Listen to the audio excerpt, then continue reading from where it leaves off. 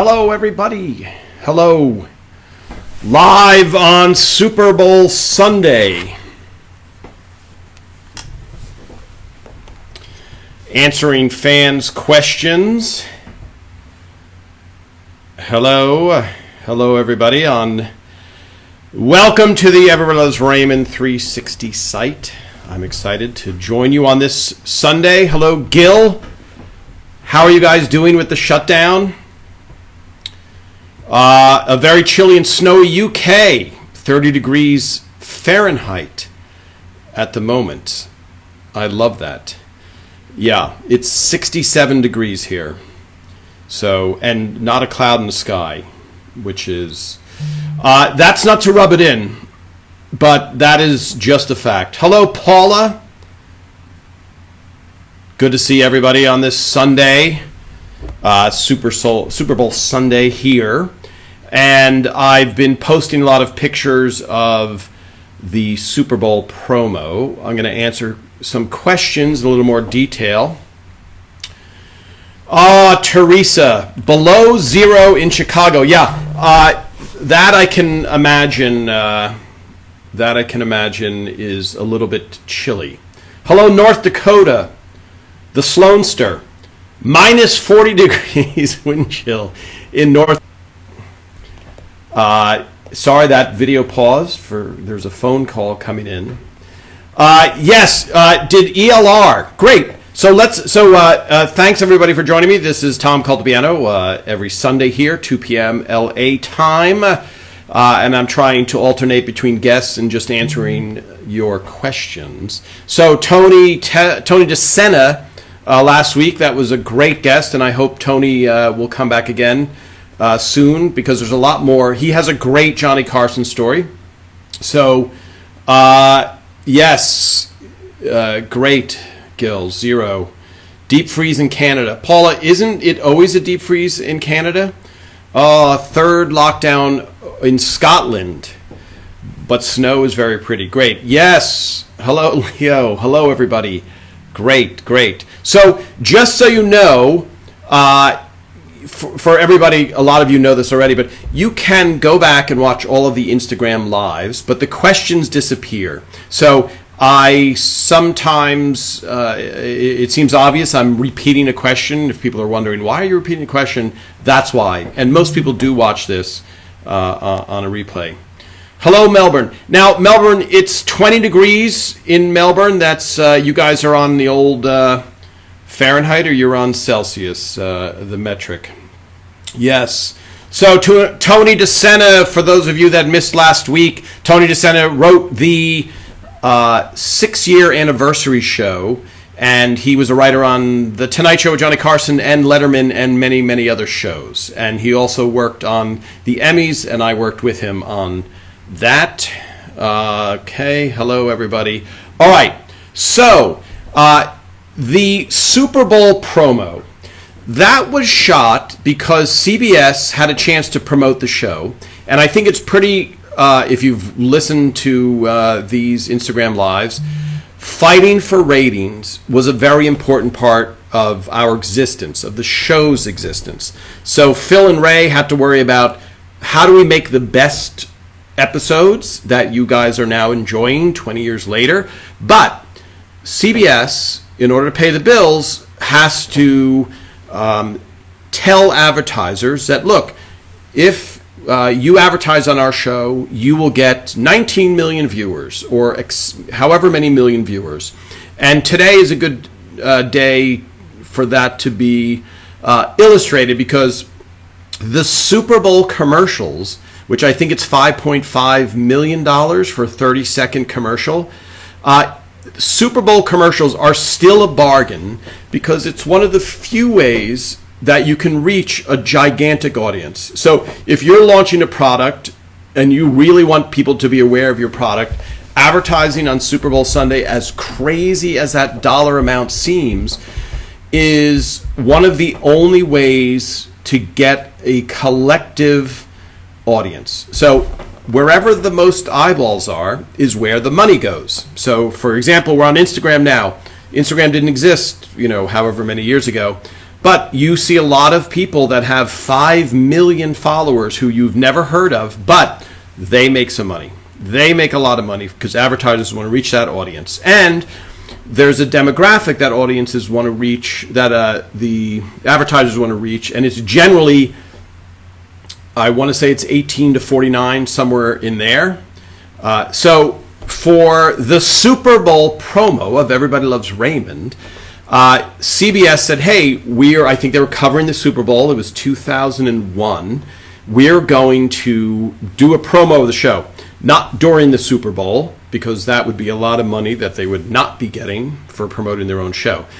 But we're going to shoot a promo. So that promo, which I posted pictures of, was shot in a park in Burbank, North Hollywood, which is Warner Brothers Studio, where we shot Everybody Loves Raymond from season 2 to season 9, is in Burbank. And the line producer of Everybody Loves Raymond, the line producer is Lisa Helfrich Jackson. I hope to have her as a guest. She has to find a location, and you're thinking, okay, it has to be close to the studio, hopefully. You could go to a football field, but it's not really necessary. And the whole thing is it's a touch football game, or it's a pickup football game with the family. As we see in the promo, there's some heavy hitting and a lot of anger, and maybe Doris even loses a tooth. So it's just a park in Burbank. So I know, Paula, you commented, if you were walking your dog, you would see the entire cast of Everybody Loves Raymond in the park playing football, which would be a really cool thing to see. And I will say, for those of you that don't know LA, which is most people, especially me, before I even moved out here, we don't get a lot of rain. So this year, it rained in May, and then it rained again in November. So just to give you an idea of what not a lot of rain is. Rained in May, rained in November. So I bring that up because when we were shooting in the park, and Phil asked me to go for the shoot, it started to pour out, which is such an exception for here. So there was a little bit of a rush to try and get everything squeezed in, because maybe some of you have heard it. There's a showbiz term. You'll hear the director going, we're losing the light, because you're always trying to fit in as many shots as possible in as short a time as possible. I think I touched on it last week that in Hollywood, you very often, you work for years on a script. You work for years to try and get a movie sold. You work for years to make a TV pilot, and then you shoot the TV pilot in 5 days, and you shoot the movie in 22 days. And if they can shave a day off, it's like, oh, great. So it's a very weird process of taking your time, waiting for meetings, taking meetings, doing it all, and then everything gets accelerated. So the Super Bowl promo was no exception. They had to get all these shots. You saw that shot of Brad pushing Ray in the air, and we'll ask next time Brad is on. Brad is not athletic at all. And I found that out when I was in the Captain Nemo episode. I had to throw Brad the ball. The Captain Nemo episode is in season 1, and I go, so Robert it is, and I throw him the ball. But Brad, not known to me, Brad says, take it easy, Tommy, with those throws, because it was just a normal throw. And then he was on, I think, Fargo, and he was talking about how hard it is for him to run. So anyway, so in that promo, Brad has to be pretty athletic, and you can see there's a guy who played football who's also a stuntman standing between Ray and Brad Garrett. And you see him, he's a burly looking guy, and he's watching because he had to advise to make everything, look really realistic. Yes, these are great questions. Yeah. Really, Brad looks like he's in good shape when his shirt is off in Meet the Parents. Yeah, he is in good shape, but he's just not athletic. And Brad will, Brad will talk about it. Hello, Barbara. Hello, yes. Brad is a great dancer. Yes, absolutely. He is a great dancer. Everybody can hear me okay, I hope. I see a couple of people. Yeah, Bobby, here's the question from Bobby. Who was the baseball fan in the writer's room that was an Art Shamsky fan? Cool storyline with Shamsky dog. Yeah, Phil is not really a big sports fan, but he came up with Shamsky. And so if you grew up in New York in that era, the New York Mets were a big thing, unless you're a Yankee fan, but that 69 Mets... 69 Mets was a very, very big thing. So Phil, even though he's not a big sports fan, at least knew of the 69 Mets. So he's the one that originally pitched it. And for that episode, this is a little story that you would never hear. The only big Met that didn't come on that episode, and for those of you that are in England, 69 Mets, it's a baseball team, they were terrible, and then they came back as underdogs and won the World Series in 1969. So Tom Seaver was the only one that didn't come on to the show of the notable Mets. And Ray and John Manfrotati saw Tom Seaver years later at a Jets game in San Diego, and they mentioned it. And Tom said, and you never know whether they're... I'm thinking, when you have a celebrity and there's an offer to them, you don't know if A, the celebrity has turned it down, B, the celebrity's people didn't tell them about the offer, or weren't accurately telling about the offer, or they legitimately never heard about it, or it fell through the cracks. But Tom Seaver said he did not know that was an offer, so that's his reason why Tom Seaver was not on the episode. Okay, so Art Sham, yes, great. So I wanted to talk a little bit about the Nielsen's ratings. So there's a lot of questions about the Nielsen's ratings. And basically, all shows lived and died by the Nielsen ratings. So for Everest Raymond, when we were number 85 in the rating the first year, there was, you're basically the president of CBS can't keep you on the air if your ratings are that low, because no advertiser wants to advertise on your show, because they're saying, okay, nobody's watching your show. Why would we pay to put our commercial for a Ford on your show? So Nielsen ratings are very important. And what happens with the Nielsen ratings is you get an absolute rating of number of people that watched and then the percentage of the market. So somebody asked, what does that even mean, a Nielsen rating? And what it is, they, especially back then, but it still applies, you would get chosen to be a Nielsen family, which meant the Nielsen company would send people to your home and they would hook up these boxes, and it was they took it very seriously. And so you would have this box and you're watching it as a family, you're watching television. And the box would be able to tell what show you're watching, and after a certain amount of time, lights would blink, and if you didn't activate it and confirm that you were watching, it wouldn't count towards the Nielsen ratings. So you couldn't just, if I was friends with someone from the Nielsen family, I couldn't say, hey Bob, just put on Everest Raymond, I don't care if you watch it, because it's not going to register. So the Nielsen has figured out. So the people, I think the Nielsen family got very little money to do it. They had, this responsibility of getting screened and then taking it very seriously. And I think the number was about 40,000 homes, at least back then. So 40,000 homes became the representation of the entire country. And so the Nielsen ratings when you would, I remember Ray would call, we would air at 9 p.m. on Monday, and Ray would call up later that night and get something called the overnights. And so you would know, okay, we did okay, and then you would get the final figure the next morning, which is great. I hope that helped Paula and everybody else that asked about.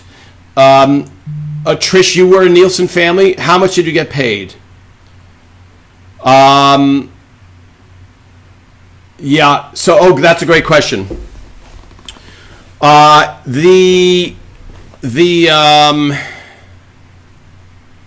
So how much time? So sorry. Here's a very interesting question. How much time do they give you before they cancel you? It's all dependent on the president of the network, how strong the network is. Seinfeld didn't do well until the third season. So they could have canceled Seinfeld season 1, season 2, season 3, and nobody would have questioned it because the ratings were so bad. So if there's a lot of personality involved. So if the president of a network, let's say NBC, has a lot of power and everything is going well, and he wants to make somebody happy who's the star of this show that's not doing well, they might give it a few more episodes. So and I've seen this happen too, where a new president comes in and the show is on the bubble, is the term they use. If the show is on the bubble and the network president is new and doesn't like the show, it's probably gone. But one of the things that I think from the inside that I didn't know looking at it from the outside is there's so many other deals that we as people watching don't know, which is there an agent who's very powerful, who has another and this is a terrible term, but this is the term that they use, and the first time I heard it, I said, that's terrible. Piece of talent. So there might be a script, and the executives will go, we need the right piece of talent for this project. So there are times when the president has to go, okay, I don't want to make, for example, Everett Raymond was championed by David Letterman. So the president of CBS has to go, okay, I don't want to make David Letterman angry, so let me keep Everett Raymond on for a few more episodes. That type of stuff is going on all the time behind the scenes. And a lot of times you might be watching a show and go, wow, this is a terrible show. How did it get on the air? And a lot of times it has to do with this agent has to make this person happy, and the president knows that there's another deal with this big star. So there's a whole lot of machinations behind the scenes that we, the general public, don't know about. So, okay, great. Christy was inviting Deborah to join Ray for the Super Bowl trip based on a true story. So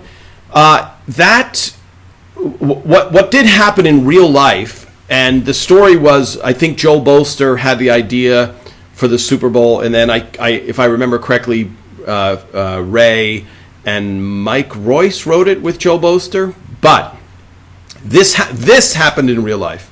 Phil gave Ray in real life a gift to Pebble Beach.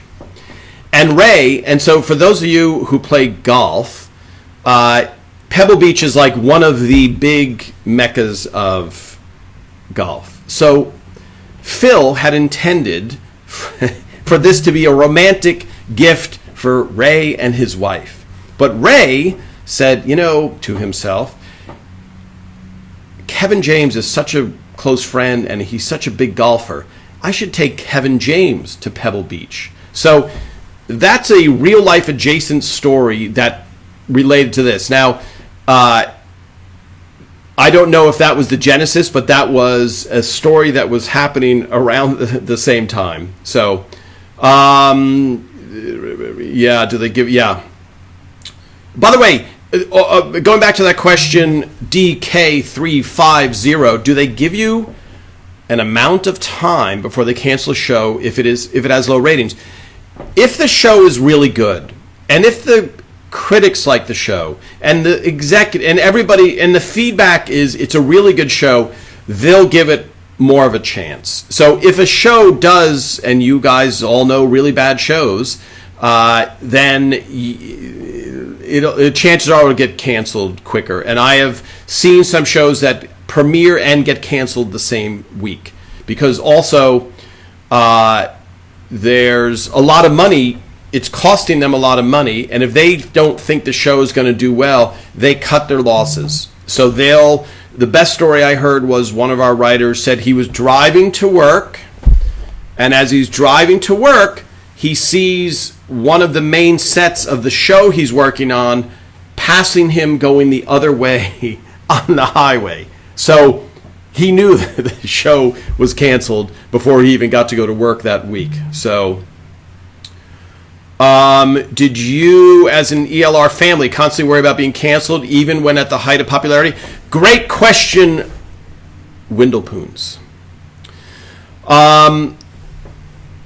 No. Once the show reached season 4, it felt like, okay, we can really breathe easy.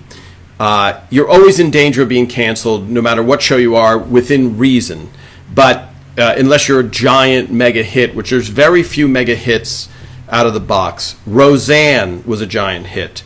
And as I said, Seinfeld was not. So by season 4, and also, the show won a lot of Emmys.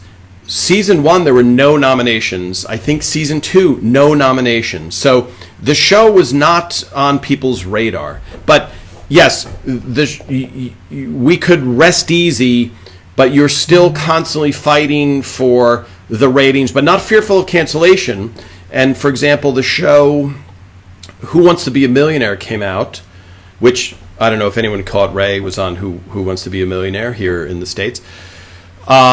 You're always fighting for ratings. So when Who Wants to Be a Millionaire came out, it all of a sudden was, we were about to be number 1, and then it was such a big hit, Who Wants to Be a Millionaire, that they ran it 3 nights in the week. So we instantly moved down to number 4. Like nobody could beat Who Wants to Be a Millionaire. It was a fad, and it was unfortunately a fad that hit really quickly. All right, Trish was a Nielsen family and got paid $125 a quarter.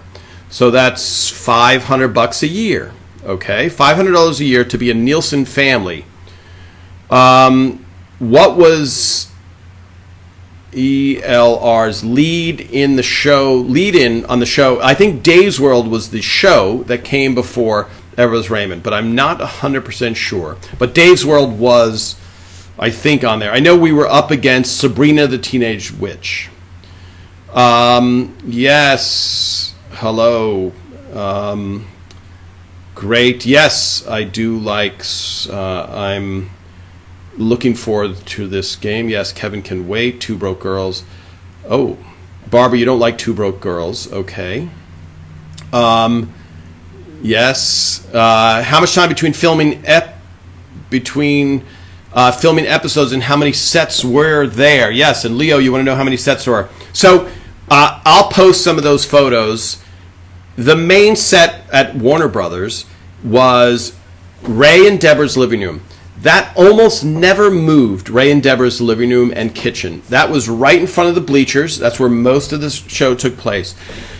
Some of the few times that got struck, when you strike the set means you break it down and you put it into a storage area at Warner Brothers, which, by the way, for those of you that are fans of Friends, I was on the Warner Brothers lot yesterday, which is completely shut down because of COVID, so you have to get tested to go on the lot. The fountain where the Friends are in the beginning of Friends is now on the main lot of the Warner Brothers studio, which you can take a tour of, and you can see that fountain, which is going now. So there's a little bit of trivia for you guys. So you had Ray and Deborah's living room and kitchen.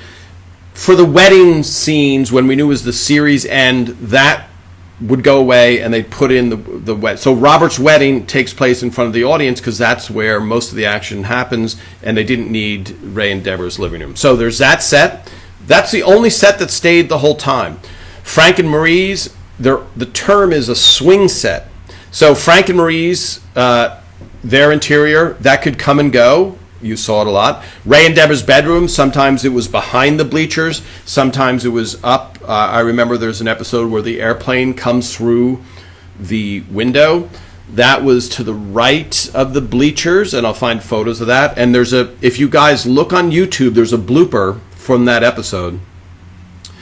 The airplane comes through the window, and there's an outtake because a guy has it on the end of a rifle, or an air gun, whatever, and he's going to shoot the airplane through the window. And then if you remember, Robert is climbing on the window and saying, because it's his airplane. Well, the guy wasn't paying attention while we were filming, and he just walked right by the window as Ray and Deborah in bed. So in the outtake, you see this guy just walking by holding an airplane. You can see that on YouTube on one of our outtakes. Still love watching Roseanne and Seinfeld. Great. Straight diva. I love it. I love these names. Yes, ELR. Now, David Mutter. I'm saying it with a slight German hit there. I always need my ELR every morning in the UK. It's very interesting, and maybe you know this or maybe you don't. Maybe you're too young. But I read that Sergeant Bilko played in England. I'm curious, give me some hearts if anybody knows that, because Sergeant Bilko starred Phil Silvers, and it's ancient history here. So I don't know of anybody in the U.S. who was watching it. Yes, if the bedroom set, Leo, is not used on a show, on an episode, is it torn down until next time it's used? Yes. So what happens is they strike, and this would happen while we're filming. You'll hear somewhere I have lots of behind-the-scenes video footage. And so while you're filming a show, you would hear all this work going on, and then they would have to be quiet. So you would hear, hold the work, because when they wrapped that scene, and they knew that the bedroom wasn't needed the next week, the crew would start breaking it down. So the audience is still there. We're still filming a show, but they're like, let's get this out of here. The quicker they did their work, the more money they made per hour. So yes, they would break down every set, and it would go into a dock, they call it, a set dock. And so the flats, the walls, would just be lean. The furniture would go to a separate place. And if you ever get a chance to go to the Warner Brothers lot and see the tour, there's different sets that you can walk through, not sets of shows, like they recreated some of the Friends set. You just walk through this area this is not for the public, but you can see it as the public on a tour, but the set decorator can see all of this. It's like furniture shopping. It's like, this is mid-century modern, this is colonial, this is this. So they can, and there's tags on everything. So it's basically like, okay, this is what I need for this scene in this TV show, The Gilmore Girls. So now the set decorators get all that stuff from Warner Brothers. So it's not, for a show, Ray and Deborah's couch wasn't used by other shows. It was just stored because you couldn't have anything happen to that couch. Did anybody, hello DK350, did anybody get to keep any props or furniture after the end season? How about Marie's sofa with plastic cover? What did you guys do with all the props? Excellent question. Okay, so yes, Ray has, I think Ray has the couch, Ray and Deborah's couch. Phil Rosenthal in his guest house has Frank and Marie's table. I'll try and take a picture when I'm there. The table and chairs, and I think the couch covered in plastic as well. The props, and this is a story, and I'm hoping that Phil's assistant comes on, because at one point, about 5 years after the show ended, they found a locker at the Warner Brothers Ranch, which is adjacent to Warner Brothers, filled with Everybody Loves Raymond props. And so I took, and it's a dream come true if you're a fan of the show. Who wants these props? So I went down to Phil's office at the time, and I'll try and send you some pictures of that, just Raymond props spread out all over the place. So I think I told this in the past. When the show ends, as a fan, you're nostalgic. And now we're talking about the show 20 years after. But when the show ends, it's, okay, you have to empty the stage. You have to, another show's coming in. Someone else is on another show. There's a little bit of, the show's over. There's not the nostalgia at the moment that, the props people, because this might be the 12th show that the props person, worked on. So it's not, so props went everywhere. And I think some of it went to the Smithsonian. Let's see. Did you? Yeah, I had some props. I think I have Ray and Marie's. I'll try and bring it out. Frank and Marie's bread box. It's a brown bread box. It's kind of ugly, and I have it around the house somewhere. Yes, you once said you did every scene twice. Was a car through the living room done twice? Yes, it was. It was done the day before we filmed in front of the live audience, and then once in front of the live audience. So, who took the big fork and spoon from Frank and Marie's kitchen? Yes, Susie. That was Tucker Cawley. Tucker Cawley wrote the baggage episode, which highlighted that spoon. And I'm hoping that I can get Donna Stamps on, who did all of the set, was responsible for the fork and spoon, because there's a little bit of mystery. Why was it much bigger the first few seasons? Teresa, you're in Chicago. Where does your husband watch Bilko? Yeah, I was surprised that Bilko was in the UK, but I'm sure your husband, where does he watch Bilko? I was just fascinated that it was on in the UK for such a long time, because it was not like I Love Lucy, which everybody knew for a long time. The Ring episode with Jeff Garland at the grocery store, where did all the produce go, Bobby? Yeah, so for those of you that have not seen it, there's an episode in the produce store. It's actually Grandpa Steele's. Grandpa Steele's, where Frank gets caught stealing. So we had a full supermarket on our set. So at the end, when the show wrapped, then everybody came with shopping bags and took the produce. So that was a great time. Coco Delay paper jewelry. You remember Sergeant Bilko? Are you in London?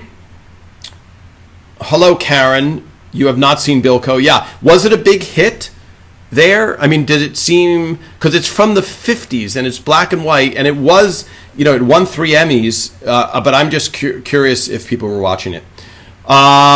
Share some... Yes, Christy, as soon as I find those videos, I will share them. I have many, many, many, many videos. 8mm videos of me on the set and Ray on the set. I think I shared one of me walking through the living room and then walking back, and that was from the car through the wall episode.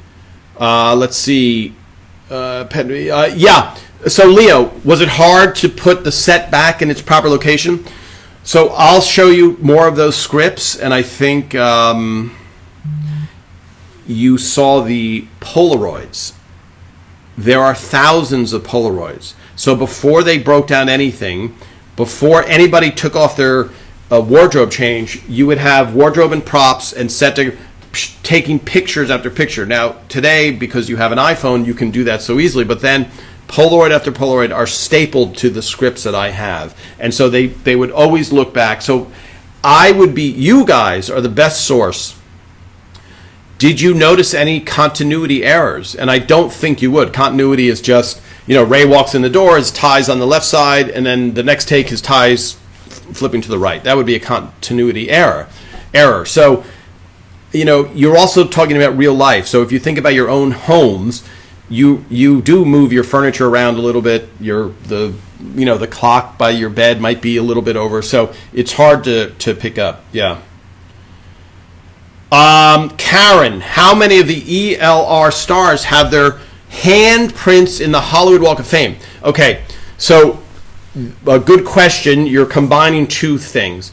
Grauman's Chinese Theater is where they have the handprints in cement. Okay, so that's in front of a theater, and right now Jimmy Kimmel Live is filmed across the street from there. So you see Marilyn Monroe's and Cary Grant and all those. So that's in one location.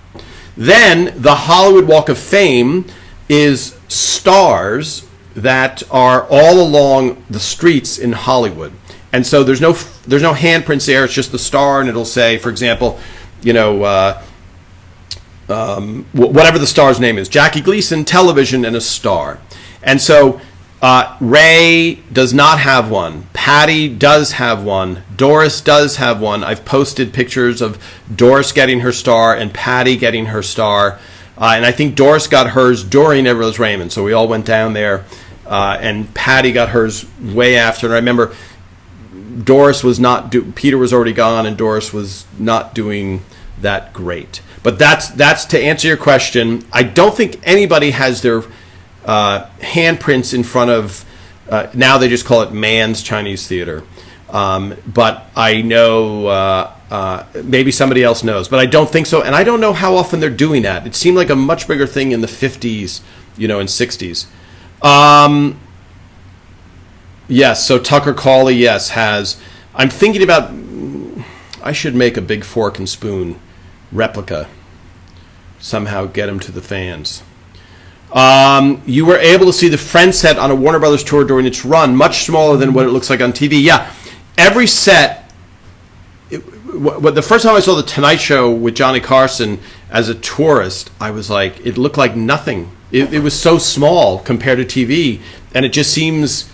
It seems much smaller, and I think pretty much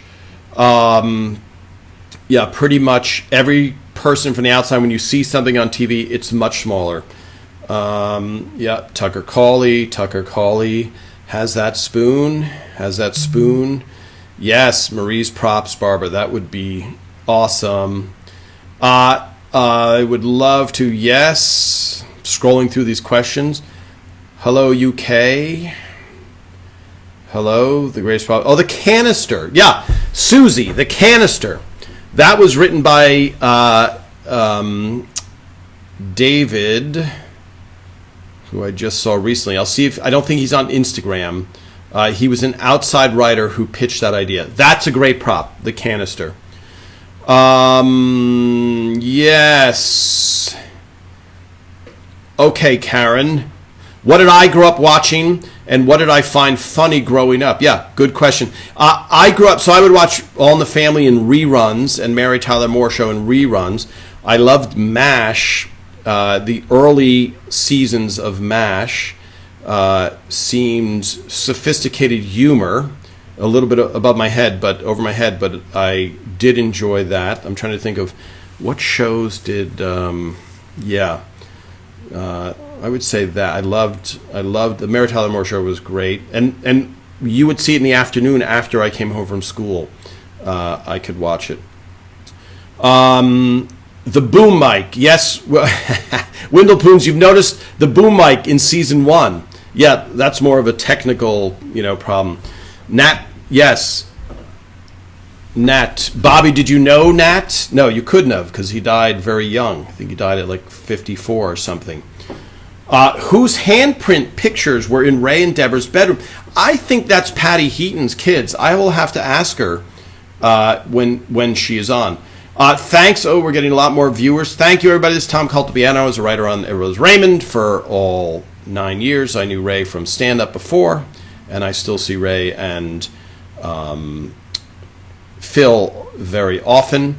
Why was Frank and Marie's kitchen totally different from the first season? The first season we shot at the first, the pilot was something called a presentation pilot. It means they're not spending a lot of money. Then we shot the first season on, this is a bit of trivia, on Hollywood Center Studios lot where the first 2 seasons of I Love Lucy were filmed. And so our stage was next to the I Love Lucy stage. And if you go to the Hollywood Center Studios, they don't have tours, unfortunately, but there's a plaque that says the I Love Lucy stage, which is the same lot where they filmed during the 60s and early 70s. All the Petticoat Junction, Green Acres, all of those rural comedies on the Hollywood Center lot. So the kitchen changed because now we had more money and went to Warner Brothers. That's the short of it. Yes, McLean, Stevenson, MASH, absolutely.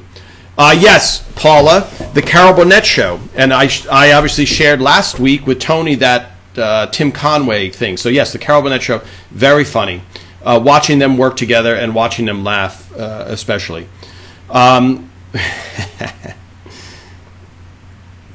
Yes, Patty's kids' pictures are on the fridge too. So I will post these. I'll send them to Patty too.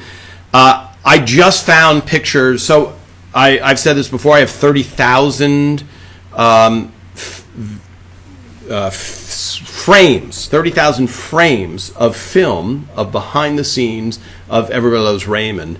So each one of those negatives, unlike now when I shoot, I have a digital camera, so I just instantly put in the camera into the computer. So now I have to go back and scan with a scanner and digitize all of those pictures. So I have probably, I would say, 28,000 photos that you have not seen yet, which I'm looking forward to sharing with you guys. And one of them that I just found is Patty's son shaking Peter Boyle's hand.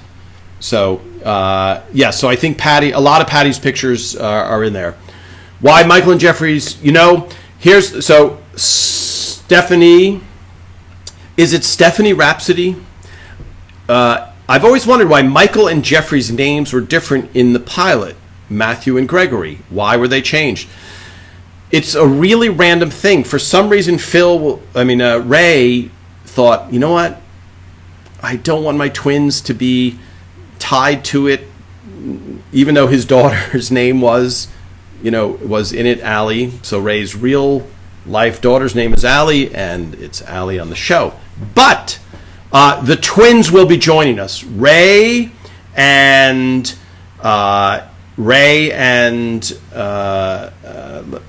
so Matt and Gregory, which is Jeffrey and Michael, except for the first episode where it wasn't Matthew and Gregory, they will be joining us, and we'll find out if they have any inside information about why their father decided that they didn't want to be known through the show. Did any of the sets break while getting taken down and put back into the Kale's shooting delays? No. Because, Sloanster, excellent question. It might have broke, but the crew, the grips, it's not the grips that set up the sets, but the department that sets up the set is so good, and they're working way ahead of time. So there's no hurry up, finish the set. They work through the night sometimes, so there was never any problem. And there was never any problem during the show where something would break in that regard. I think I've mentioned to you that the Gulfport episode, the door didn't open on the van, so things did go wrong, but never did something on the set break. Excellent question. Scrolling back. Parker, yes, Parker, you hate that guy. Parker is Patty Heaton's real husband, David Hunt. No, Marla Adichie. Was there an agreement with Canada Dry? They drank it in every episode. No. And I asked the props person, great question. I asked Rhonda, the props person, Ray only drank ginger ale in real life. So in one of the rare things where they didn't do product placement, meaning nowadays airtime is valuable. So no network. That's why if you look and it's always the fake cola and fake potato chips, they don't want to give free advertising. So they could hold a Coca-Cola and Coca-Cola would go, oh, thank you. But they don't want to do that. So in this rare occasion, they didn't make up fake Canada Dry because Canada Dry just sent ginger ale, and that's what Ray drank. So I hope that answers that. Yes, Harriet Lichtman.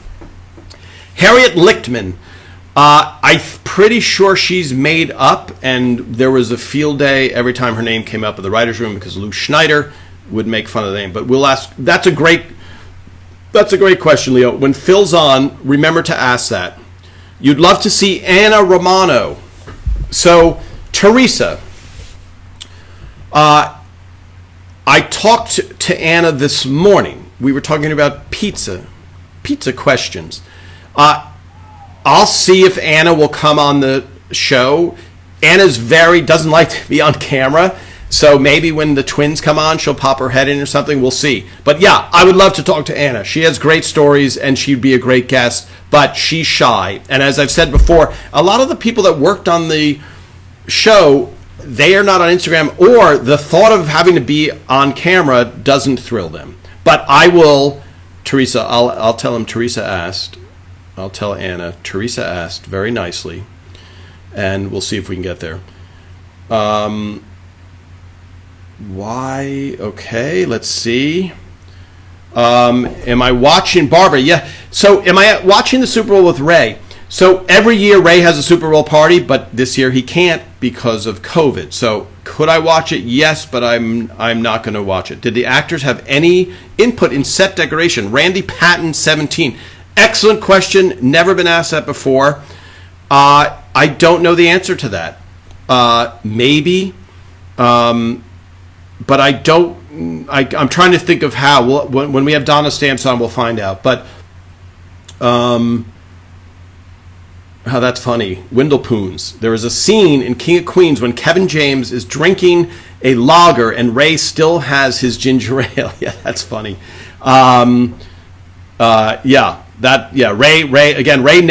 Ray never drinks alcohol. He never had a drinking problem. He just doesn't drink. Yes, is something off paper. Is reading something, do they actually read their lines? Is that a trick they use to help with their lines? That's a great question, Frank. Do they actually read? Okay, so let me say it in so everybody knows. When an actor is reading something off paper for the show, do they actually read their lines? Is that a trick they use to help them with their lines? The lines are usually written, and it's not a way to they don't have to act on the fact that they're reading their lines. So it's a great question. It's not a trick like, oh man, they're not going to remember the lines. It's just real. They should be doing that.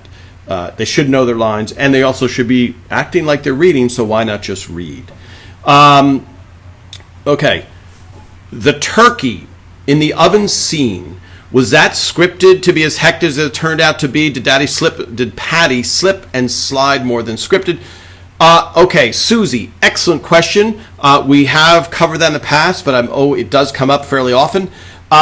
So that was 100% scripted. I think the second, slip that Patty did, I mean, you can't write, Patty, make your right foot slip 2 inches to the right. So she did slip one unintended time, I believe, when she was picking up the turkey. But it was written in, and it was planned.